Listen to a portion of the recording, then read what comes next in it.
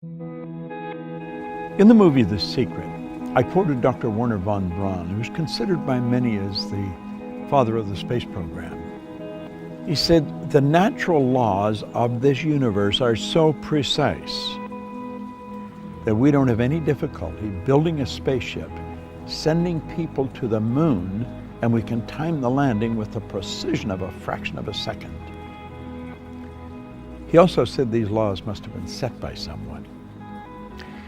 And you know, it's strange. It's not that long ago when science and religion were really considered antagonistic. That's not so today. It's looked at it now, one studying the cause and the other studying the effect. And von Braun said, after studying the spectacular mysteries of the cosmos for many years, he had arrived at the firm conviction that there is a God. I see the laws as God's modus operandi. It's how everything happens. The Secret was based on the concept of the law of attraction. And because the movie went viral, it was all over the world, everyone everywhere was talking about the law of attraction. People writing books on it that don't really understand it, people speaking on it that many of them advertise their ignorance when they talk about it. I'm of the conclusion that attraction is not really understood in any depth by most people. Now, I've studied this every day for 50-some years. And I can assure you, attraction is a law, but it's a secondary law. The primary law is the law of vibration. The law of vibration is one of the basic laws of the universe. It decrees that everything moves, nothing rests. We literally live in an ocean of motion. Do you know that everything is an expression of the same thing? The leaves, the tree, the cement, the body, the clothes. It's all energy at a different rate of vibration. You see, your body is a molecular structure in a very high speed of vibration. Your brain is an electronic switching station. Your brain does not think, but you think with your brain. There's a difference. As you activate brain cells, you set up a vibration in your body. For me to just move my hand like that, I had to activate brain cells or my hand wouldn't have done it. If a person's had a stroke, where the blood just stops going to a section of the brain, those brain cells become dead. The movement in the body, in that part of the body that is controlled by those cells, stops. Vibration is something that must be understood if you're going to take control of your health. It must be understood if you're going to take control of your relationships. It must be understood if you want to become wealthy. And if you want to really master the art of selling, vibration is an essential. You've got to understand it. And yet almost all the sales training programs that are done worldwide have nothing about the law of vibration in them. As Robert Louis Stevenson said, everybody's selling. You're selling an idea, a product, or a service. And it's true. The teacher's selling the student. The parent's selling the child's selling the parent. Well, what do we mean selling?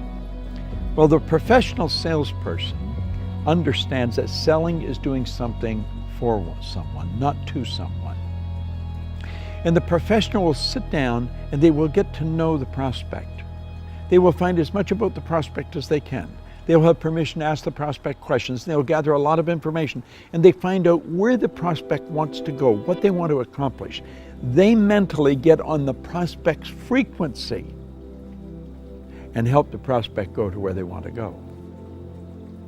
My old mentor called that empathy ego balance, where you're able to get into the other person's mind and see the world from where they see it. Get on their frequency, get in their vibration. The vibration you're in is going to dictate what you attract into your life. And if you're troubled, you're worried, you're going to attract a lot of bad energy. That's why the great sufferer in the Bible said, "Lo, the thing I fear has come to visit upon me." Well, fear is a very negative vibration. It's a very negative emotion. It's caused by doubt and worry, and doubt and worry is really caused by ignorance. The That's why Solomon said, in all you're getting, get understanding. What do we want to understand? I think we want to understand the laws that govern our being, the laws that govern our universe. And then we want to understand how to get in harmony with the law. Everything you want will come to you when you get in harmony with it. Vibration is essential to understand, but only one person, maybe 10, has any grasp of it at all. If you ask a person how they feel, what they're really telling you is their conscious awareness of the vibration they're in. If a person says, I just don't feel very well, that person's probably in a very negative vibration. A person said, I feel wonderful, they're in a very good vibration. If you're in a really good vibration and you're with a person that's very negative, you will not feel comfortable in their presence. Feeling, conscious awareness, vibration. You don't feel comfortable in their energy and you want to get away from them. Now, if you were negative and they're negative, you're going to come together. Misery loves company. See, these old sayings are all based on laws. It's hard to believe that two miserable people would be comfortable together, but if you understand they're both on the same frequency, they're both listening to the same music. You'll often hear a person that went for a walk in the woods. They said it was so pleasant. Why? The vibration of nature is perfect. That's why a walk in the woods leaves you feeling so good.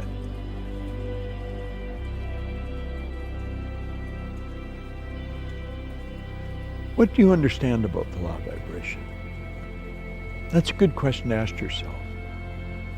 I'm going to give you a small exercise. The next time you're around a person that's complaining about anything, or that obviously it doesn't feel very well, start changing the subject. Start talking to them, about something good about them. Compliment them, but make it a sincere, merited compliment, not false praise, no flattery. Pick out something good that they do and slowly turn the subject around to that. Let them know how much you admire how well they do it. And you know something? Like that, their energy will change. You have caused them to change their vibration. Now, the beautiful truth about this, when you do it, you'll learn how to do it to yourself when you're not feeling very good. That's the beautiful truth. We are in control of how we feel.